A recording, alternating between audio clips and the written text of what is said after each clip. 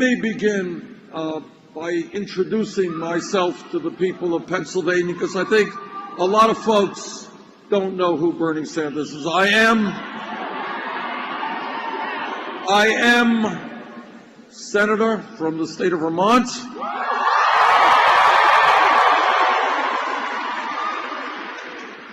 I grew up in Brooklyn, New York.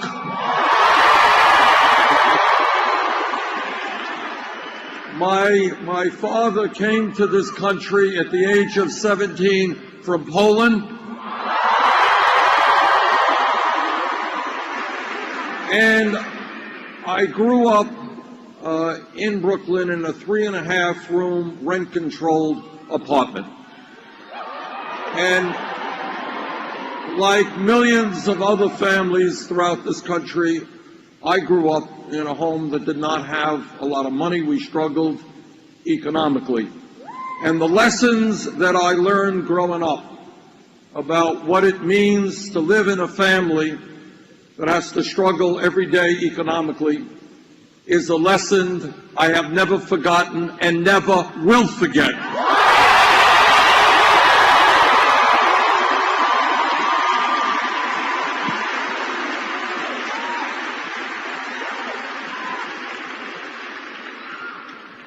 We began this campaign 11 months ago, and when we began it, our campaign was considered to be fringe, not a serious campaign.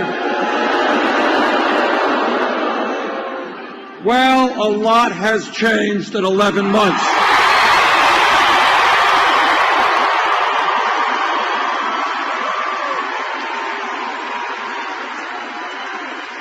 In the last 2 weeks, we have won 6 out of the last 7 caucuses.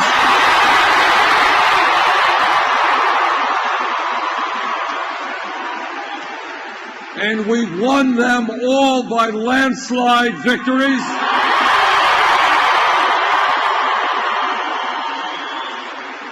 We started this campaign at 3% in the polls, 60 points behind Secretary Clinton. The poll came out last week, a national poll, had us 1 point up.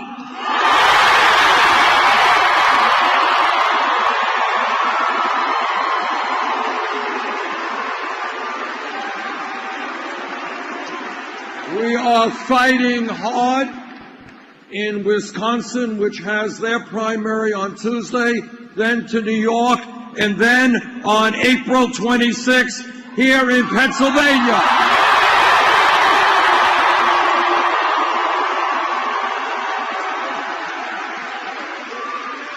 And with your support on April 26th and a large turnout, we're going to win here in Pennsylvania.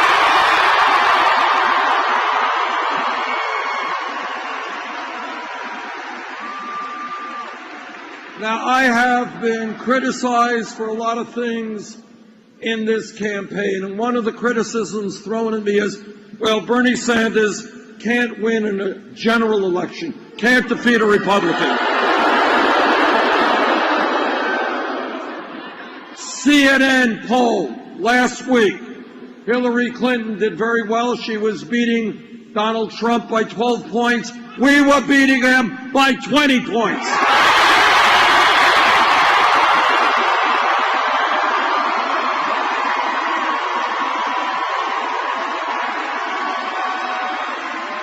And that is true. That is true of virtually every national poll that has been taken in the last several months. It's the same thing in battleground states. Poll taken just the other day in Wisconsin. Hillary Clinton beat Trump by 10 points, not bad. We beat him by 19 points.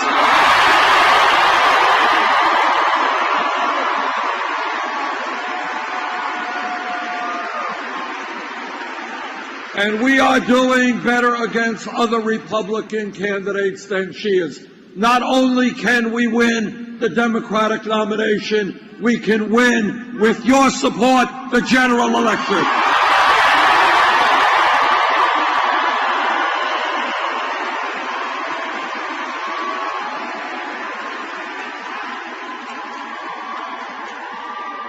Let me take a moment to talk about some of the very serious differences that Secretary Clinton and I have.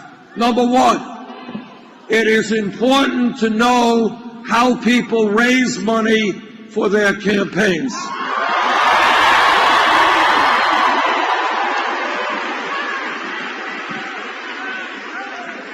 When we began this campaign, way back when, we had to make a decision.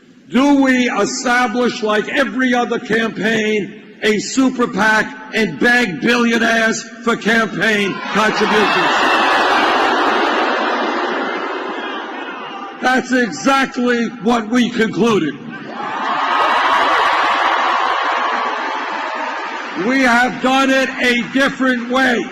We have gone to the working class and the middle class and said, we will stand with you if you stand with us.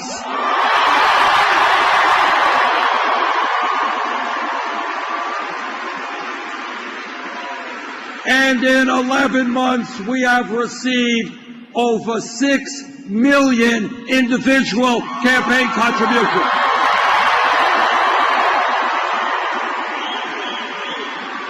That is more contributions than any candidate in the history of the United States of America.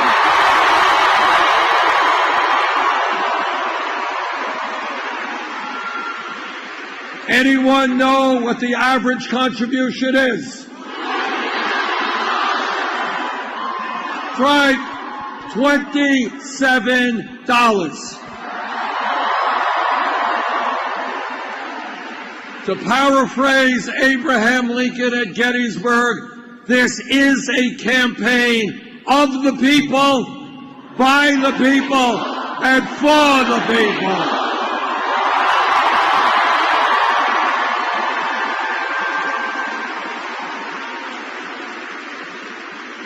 Secretary Clinton has chosen another approach. She has several super PACs. In the last reporting period, her largest super PAC reported raising $25 million from special interest, $15 million from Wall Street. The Secretary has also given, as you may know, speeches behind closed doors in Wall Street for $250,000 a speech. You know, I think that if you get paid $250,000 a speech, it must be an extraordinary, mind-blowing, earth-shattering speech. It must be a speech that reveals all kinds of truths. It must be a speech written in Shakespearean prose.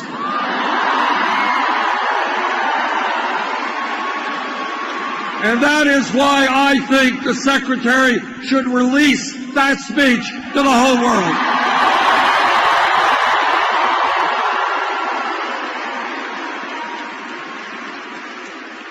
Now, Secretary Clinton says, well, she is prepared to release those transcripts if other candidates release their transcripts.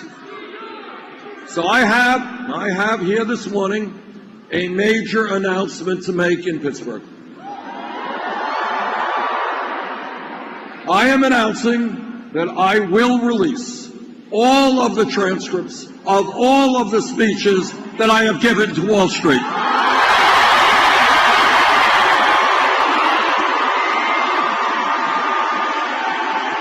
Are you ready? Here they are. You know.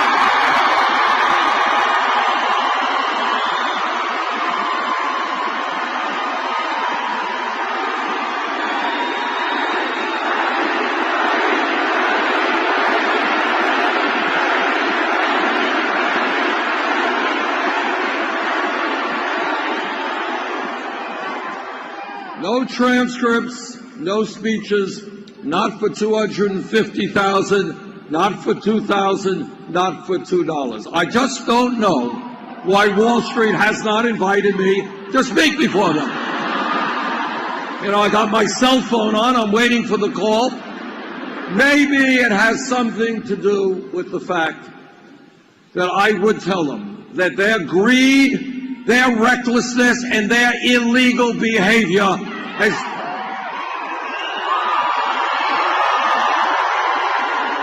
has done enormous harm to millions of people in this country.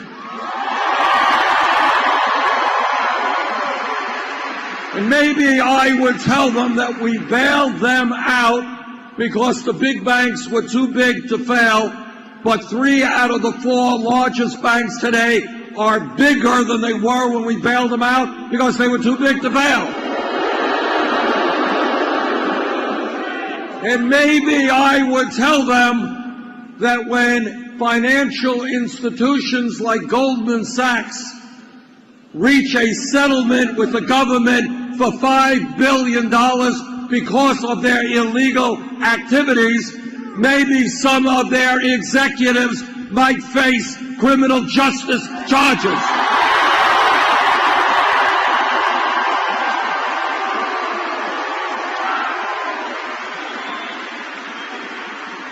And maybe I might tell them that we have to reestablish Glass-Steagall legislation. And most importantly, when so few financial institutions have so much economic and political power, we are going to break them up.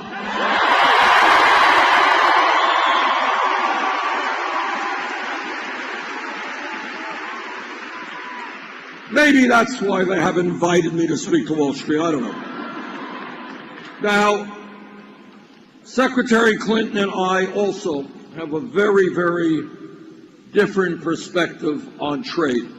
And you've heard some of the folks from the United Electrical Workers and the Steel Workers talk about what trade and our disastrous trade policies have done to working people in this country. When I came to Congress in the early 1990s, I didn't need a PhD to understand that these trade policies were written by corporate America for one very simple purpose. And that purpose was to not have to pay workers in this country a living wage. The purpose of these trade agreements was to enable them to shut down factories in Pennsylvania, in Vermont, and all over this country and move to low-wage countries where they pay people pennies an hour and don't have to deal with unions or obey environmental regulations. That was the purpose of those trade agreements, and that is exactly what has happened over the last 30 years. We have lost since 2001 almost 60,000 factories in this country and millions of decent paying jobs. There was once a time when people could get a job in manufacturing, earn good wages, good health care, decent pensions. Those jobs increasingly are gone, and the new jobs are McDonald's and Burger King.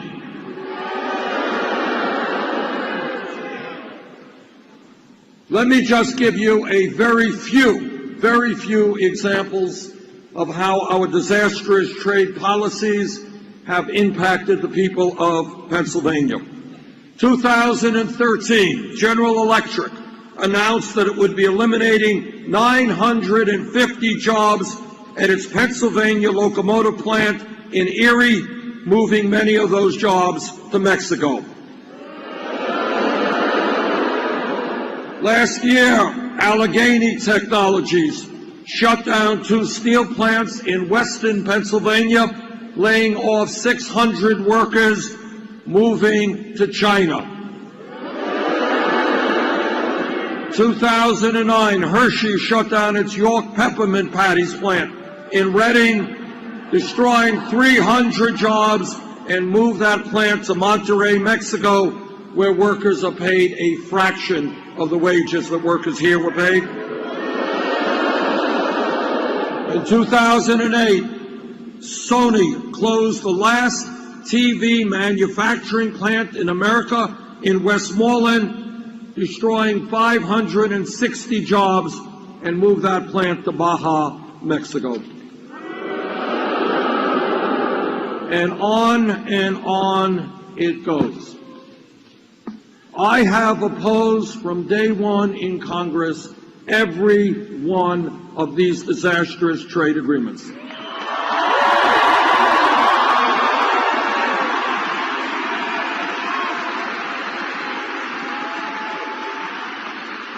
Secretary Clinton has supported virtually every one of these disastrous trade agreements. Now, my message to corporate America is your greed is going to end.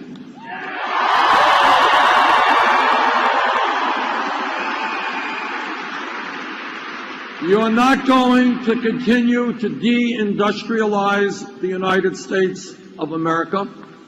You're not going to continue to shut down plants here and move to cheap labor abroad. You're not going to cut the wages and benefits of American workers and give CEOs huge compensation packages.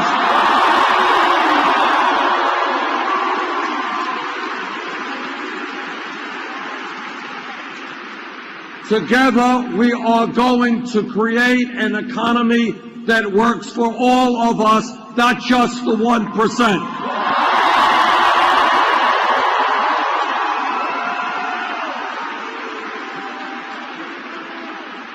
Then there's another issue that Secretary Clinton and I have disagreed on. All of you know that foreign policy and military policy is one of the very important things that a president does. Back in 2002, I was in the House. Secretary Clinton was then the senator from New York. And we both heard from President Bush and Dick Cheney and Don Rumsfeld, both heard about the need to go into Iraq. Well, I listened very carefully to what they said. I didn't believe them. I voted against the war in Iraq.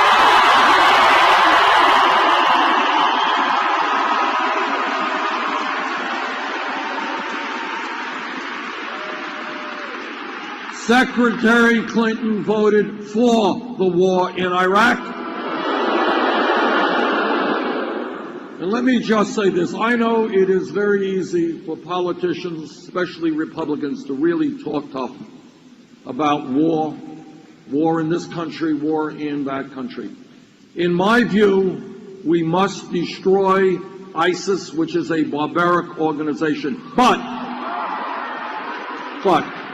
we can and must do it without sending our brave men and women in the military into perpetual warfare in the Middle East.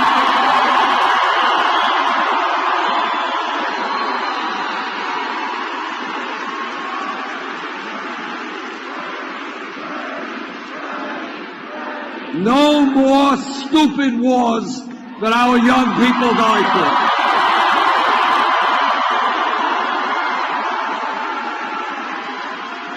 And it is very easy for politicians to give rabble-rousing speeches about the need to go to war, because it is not their kids who are going to go to war, it's your kids.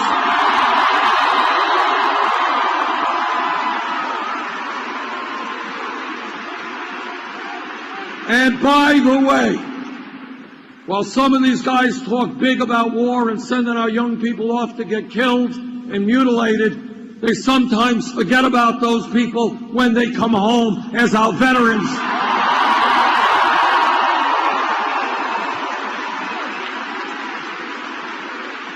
And that's something we will never do. We will stand with the veterans.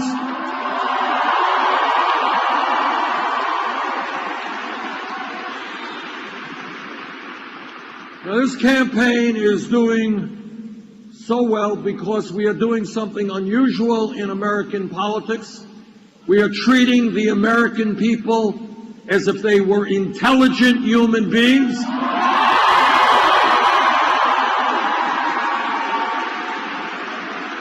And we are telling them the truth, even if it's a hard truth.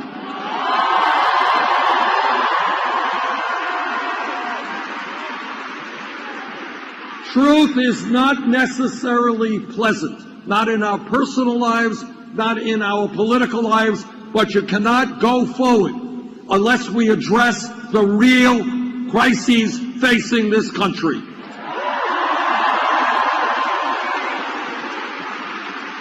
Crisis number one. Today we have a campaign finance system which is corrupt and is undermining American democracy.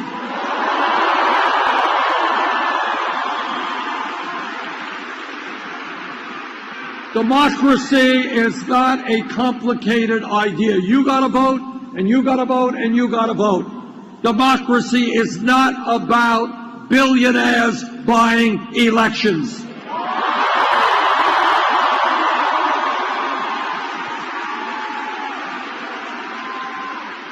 When the Koch brothers and a handful of billionaires are going to spend $900 million in this election cycle, that is not democracy, that is oligarchy. We will not accept it.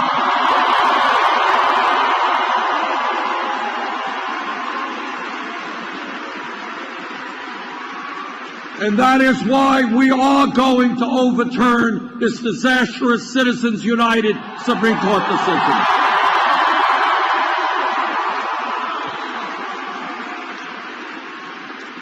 And when Republican governors all over this country are trying to suppress the vote, trying to make it harder for people of color,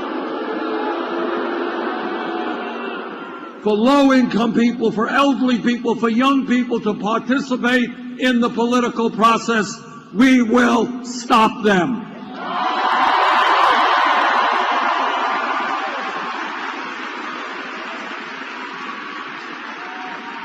And I say, and this really gets me, because I believe, I've run in a lot of elections. Sometimes I've lost, sometimes I've won. That's democracy. But I really get outraged by Republican governors who do not have the guts to participate in free and fair elections.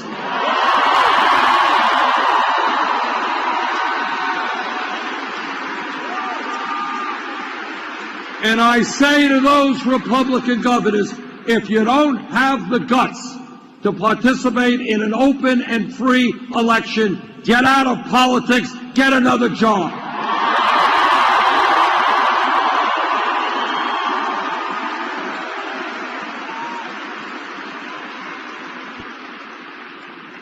But it's not just a corrupt campaign finance system that we have to deal with. It is a rigged economy. Here is what a rigged economy is about. You don't see this on TV too often. Don't read about it in the newspapers. But this is what a rigged economy is about. It is about today the top 0.1% now owning almost as much wealth as the bottom 90%. It is about the wealthiest 20 people in this country owning more wealth than the bottom half of America, 150 million Americans. It is about the very, very rich getting richer and almost everybody else getting poorer. It is about the Walton family, the wealthiest family in America, owning more wealth than the bottom 40% of the American people. A rigged economy is when you have the Walton family, the owners of Walmart, paying wages to their employees that are so low that many of those workers have to go on Medicaid or food stamps. And you know who pays for those food stamps and Medicaid? You do. So I say to the Walton family, the wealthiest family in America, get off of welfare, pay your workers a living job.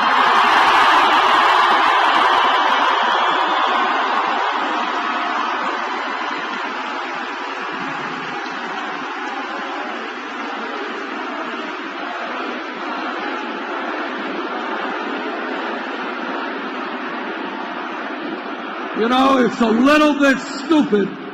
It's a little bit stupid when struggling working class families have to subsidize the wealthiest family in America. We're going to end that.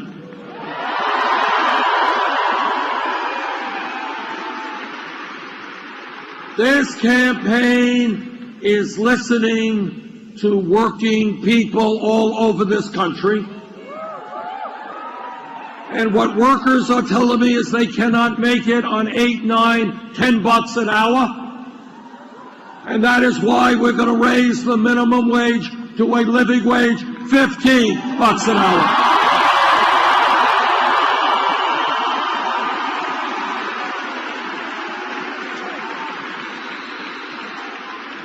This campaign is listening to disabled veterans and senior citizens who cannot make it on $11,000, $12,000 a year Social Security. Many of my Republican colleagues in the Senate, they want to cut Social Security benefits. Ain't gonna happen. We're going to expand Social Security benefits.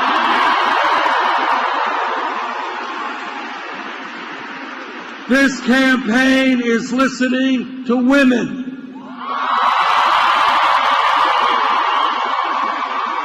And what women are saying is they are tired of working for 79 cents on the dollar compared to men.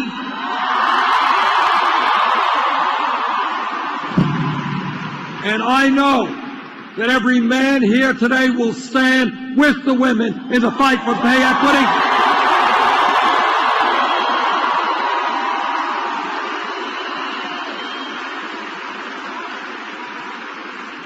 This campaign is listening to young people.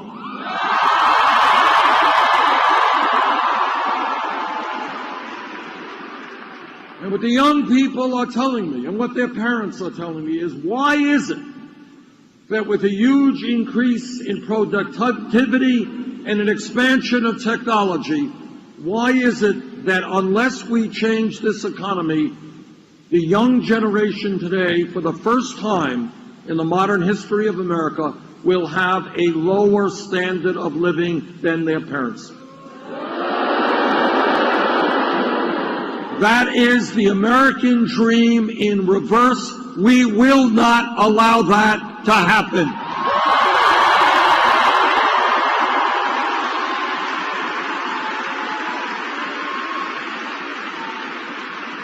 And young people, you know, they're saying, Bernie, our parents, our teachers, everybody said, it's important that we get the best education that we can.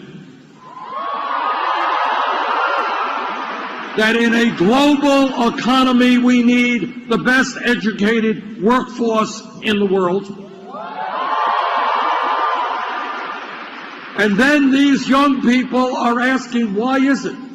After we did what we were supposed to do, we went out, we got a good education. Why are we $50,000, $70,000 in debt?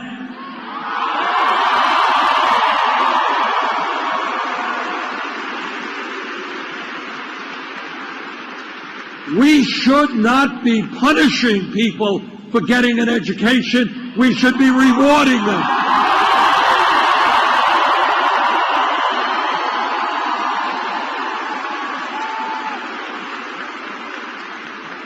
You know, 50 years ago, high school degree, you got a high school degree, the likelihood is you were going to go out and get a pretty good job, make it into the middle class. The economy has changed, technology has changed, people need more education today. And that's a fact. So in my view, A college degree today is in many ways the equivalent of what a high school degree was 50 years ago.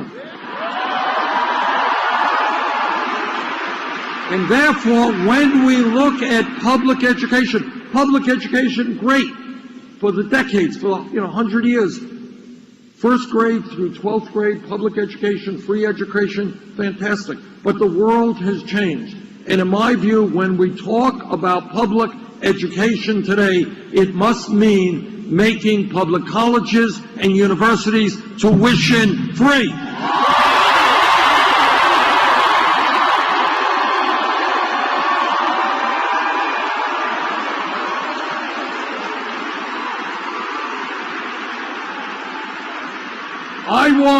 I grew up in a family, my parents never went to college. I want every kid in Pittsburgh in the 4th grade, in the 6th grade, no matter what the income of their families may be, I want those kids to know that if they do their schoolwork well, if they take school seriously, yes, they will be able to go to college.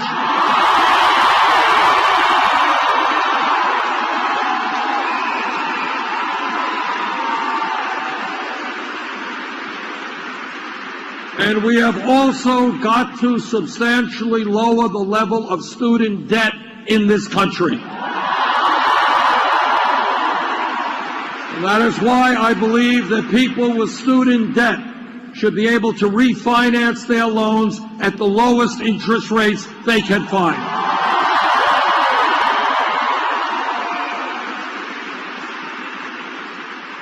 Now, people say, well, Bernie, you're Santa Claus, you're giving away all of these nice things. How are you going to pay for it? Well, let me tell you exactly how we are going to pay for it.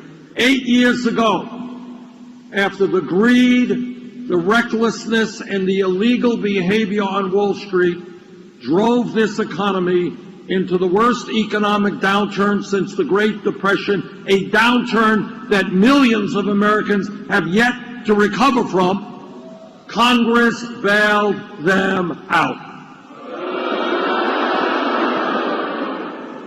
I believe that now is the time to impose a tax on Wall Street speculation.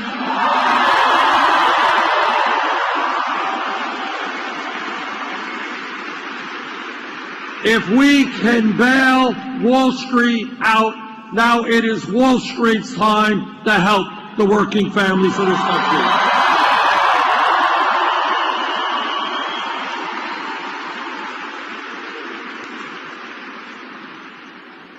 All of you are aware of Republicans running all over the country talking about family values, how much they love families.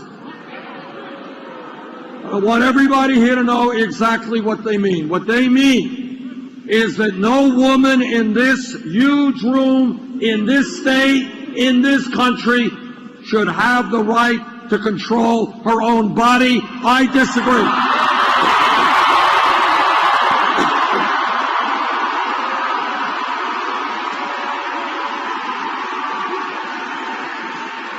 What Republican family values mean is that our gay brothers and sisters should not have the right to marry. I disagree.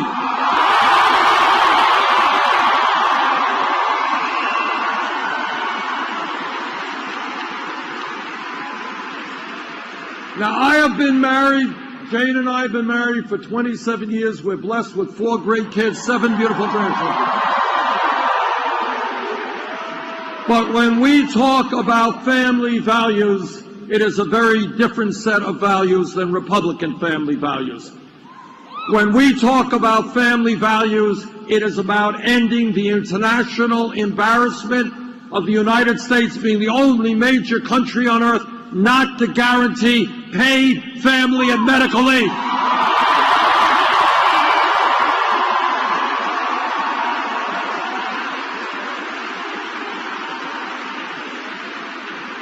That is a family value.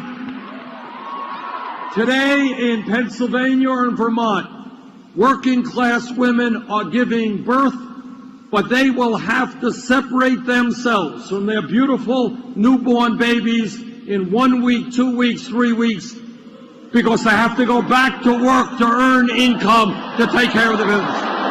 You're right.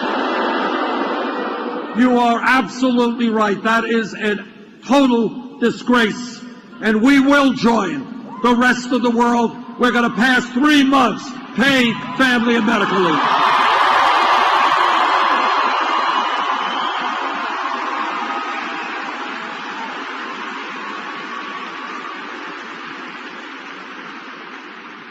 This campaign is listening to our brothers and sisters in the African American community.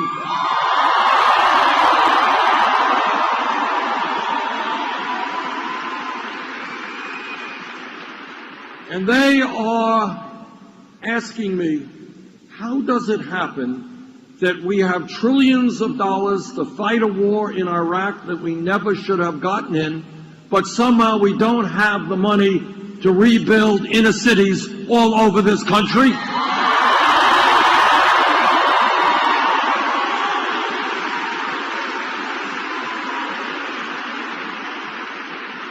I was in Flint, Michigan about a month ago, and honest to God, the discussion that I had with parents there is something I will never forget as long as I live.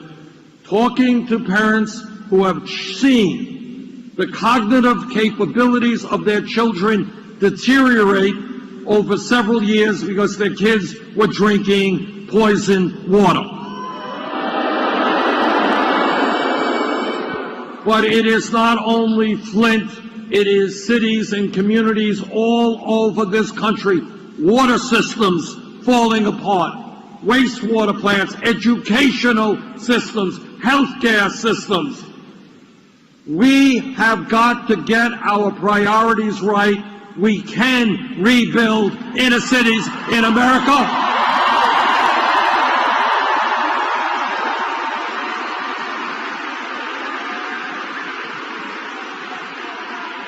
I have been in African American communities where there is no grocery store,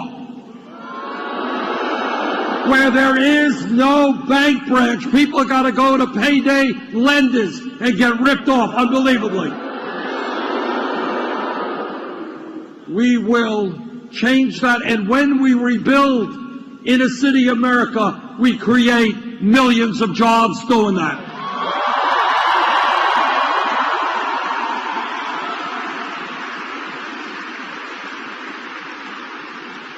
This campaign is listening to our brothers and sisters in the Latino community.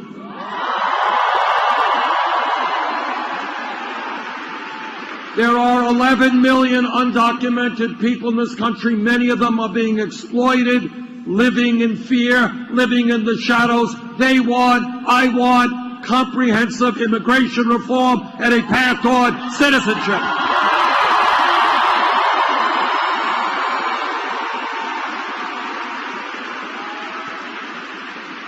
This campaign is listening to the Native American community.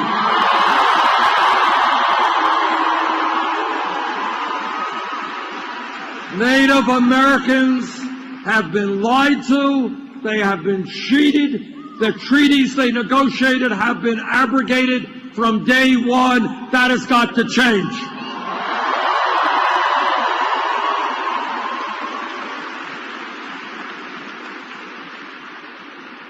I am a member of the U.S. Senate Committee on the Environment. I have talked to scientists throughout our country and throughout the world. Climate change is real.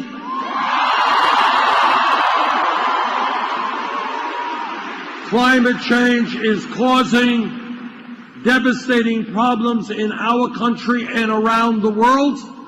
And climate change is caused by human activity.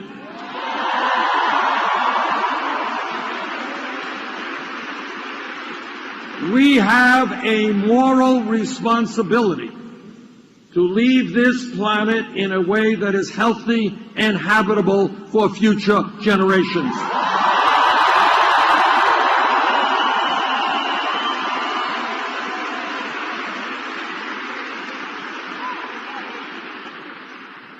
We have got to work with countries all over the world, China, Russia, India, all countries.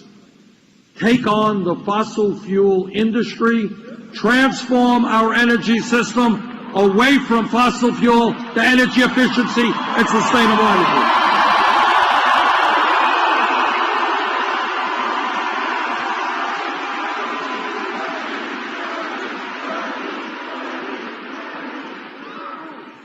Every major country on earth, every major one, the UK, France, Germany, Italy, Holland, Scandinavia, Canada, every major country on earth guarantees health care to all of their people as a right.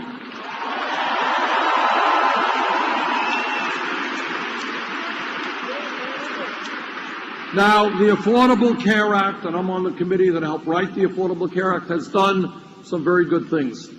We have done away and eliminated this obscenity called pre-existing conditions. We have managed to keep young people up to 26 on their parents' plans. We have added 17 million people to the ranks of the insured. We have done away with discrimination against women who are paying too high prices for their health care premiums. But, this is an important but. Today, 29 million Americans still have zero health insurance. Many of you who do have health insurance are underinsured with high co-payments and high deductibles, all right? And every person in this room and in this country is getting ripped off unconscionably by the drug companies who are charging us the highest prices.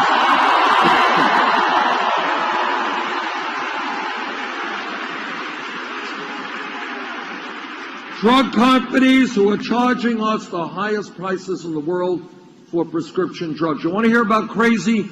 Crazy is 1 out of 5 Americans get a prescription from their doctors. They cannot afford to fill those prescriptions. That's crazy. Crazy is elderly people in this country cutting their pills in half because they can't afford to buy the medicine they need. Crazy is the top 3 drug companies last year made $45 billion combined in profits. They make huge profits, and people die in this country because they cannot afford the medicine they need.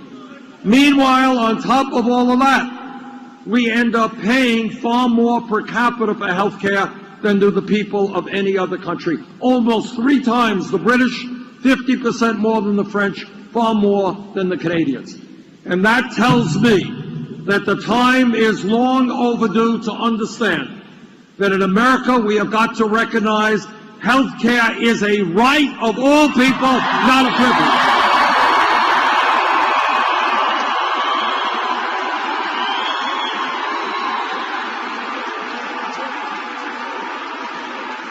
And that is why we need a Medicare for all single-payer program.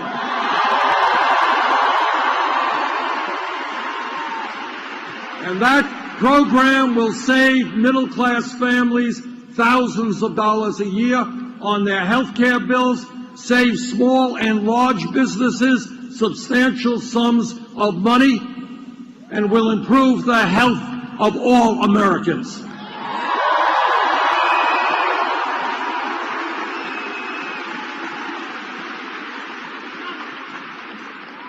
Now, everybody in this room knows that real change never takes place from the top on down. It always goes from the bottom on up.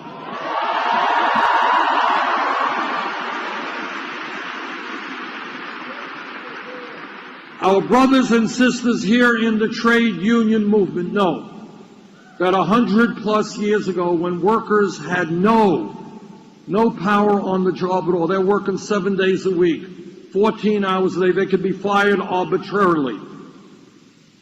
that in order to gain dignity on the job, millions of workers all over this country came together and they said, we're not animals, we're human beings, and we are going to form trade unions.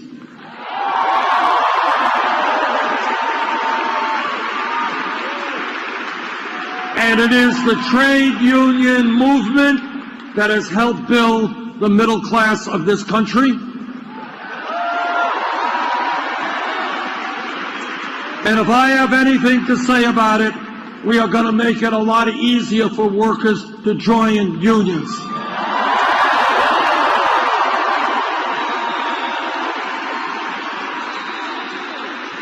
All of you know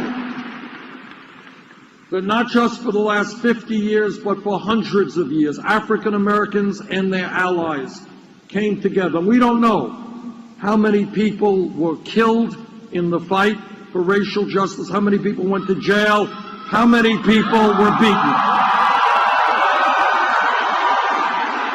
But we do know that millions of people stood up and said, racism, bigotry, segregation is not acceptable in the United States of America.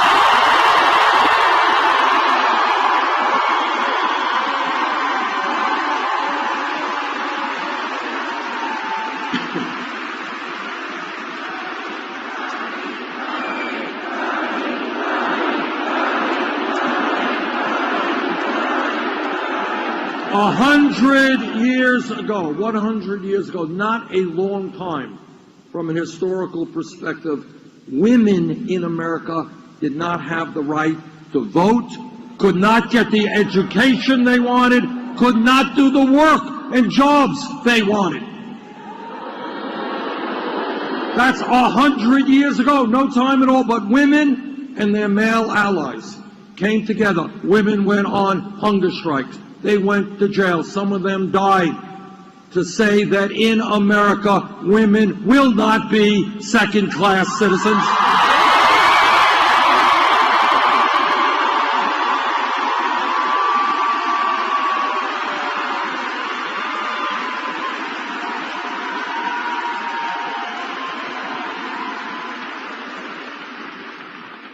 If we were in this room 10 years ago, which is no time at all, 10 years ago, and somebody jumps up and says, you know, Bernie, I think that gay marriage will be legal in 50 states in this country in, say, the year 2015. Person next to him would have said, what are you smoking? You're crazy. Which raises a whole other issue, but...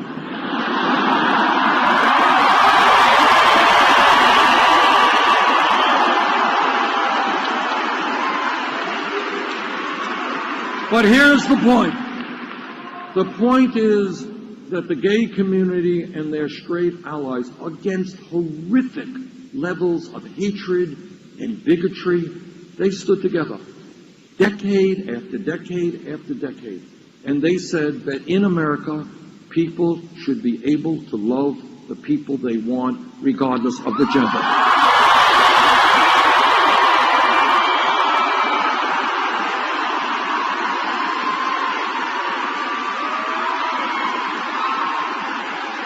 Let me give you another example, even closer to home. Just listen to this. If we were here, say, 6 or 7 years ago, 5 years ago, somebody jumps up and says, you know, Bernie, this $7.25 federal minimum wage, that's absurd. It's a starvation wage. Nobody can live on it. We got to raise the minimum wage to $15 an hour. The person next to him would have said, $15 an hour. You want to double the minimum wage? You're nuts. You're crazy. You're radical. It can't happen. Maybe $8 an hour, maybe $9 an hour, $15 an hour. Be realistic. And then you know what happened? As a result of the efforts of the trade union movement, people in the fast food industry, in McDonald's, in Burger King, in Wendy's, they went out on strike. They stood up. They fought back.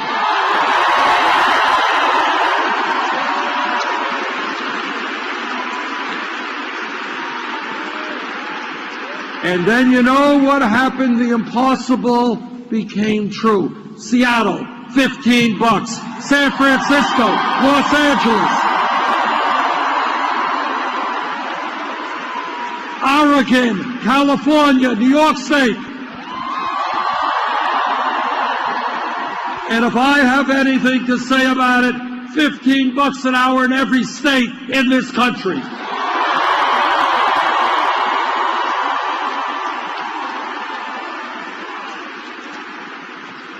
What is my point? My point is that change takes place historically and now when people stand up and they look around them and they say the status quo is not acceptable.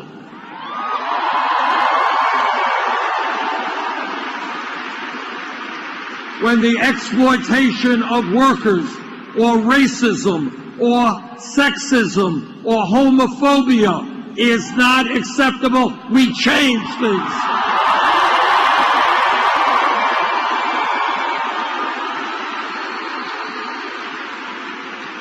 And in my view, that is where we are at this pivotal moment in American history.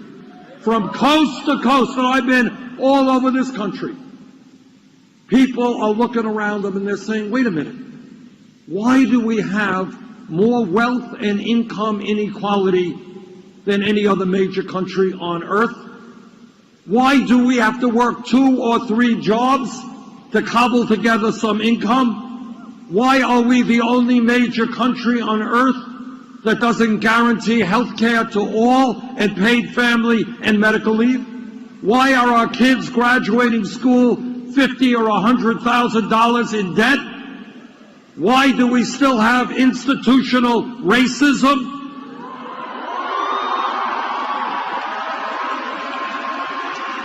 And unarmed people being shot by police officers?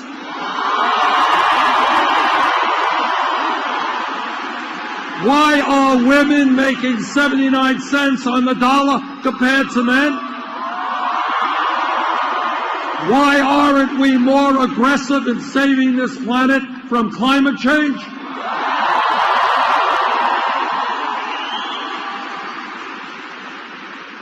People are looking around and they are rejecting the options that the corporate media gives us. They are rejecting the options that Congress gives us. And what they are saying is we can create an America that works for all of us, not just the few.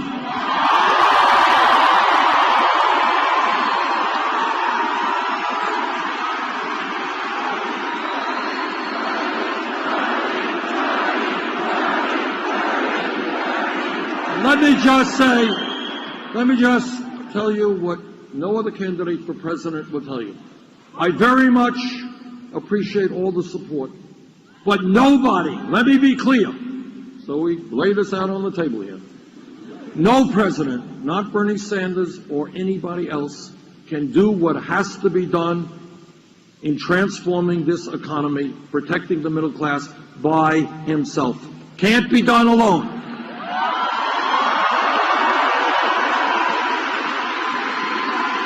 The truth is that Wall Street, corporate America, the wealthy campaign contributors, and the corporate media who tell you what you should see or not see are much too powerful.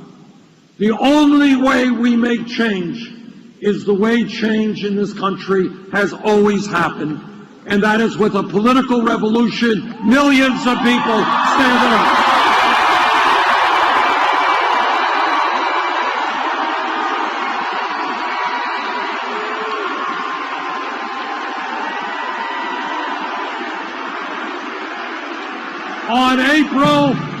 On April 26th, there will be a very important primary here in Pennsylvania.